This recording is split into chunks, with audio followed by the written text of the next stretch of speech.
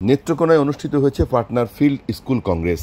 ২৬ June বৃহস্পতিবার সদর উপজেলার হলরুমে আয়োজিত এই কংগ্রেসে উপজেলার বিভিন্ন এলাকা থেকে আগত শতাধিক কৃষক অংশ নেন।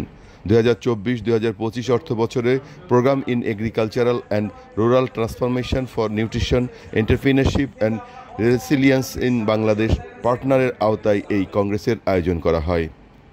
সিনিয়র মনিটরিং অফিসার কৃষিবিদ চন্দন কুমার মহাপাত্রের সভাপতিত্বে এবং কৃষি সম্প্রসারণ কর্মকর্তা উচ্ছ্বাস পালের সঞ্চালনায় অনুষ্ঠানে প্রধান অতিথির বক্তব্য দেন কৃষি সম্প্রসারণ অধিদপ্তরের অতিরিক্ত পরিচালক কৃষিবিদ ডক্টর সালমা লাইজু।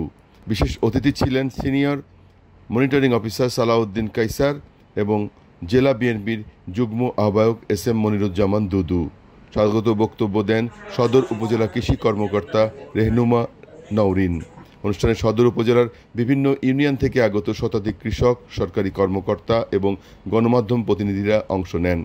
কংগ্রেসে কৃষকদের উৎপাদিত বিভিন্ন কৃষিপণ্য ও প্রক্রিয়াজাত খাদ্যপণ্যের প্রদর্শনী করা হয়। পাশাপাশি অংশগ্রহণকারী কৃষকদের মধ্যে নিম গাছের চারা বিতরণ করা হয়।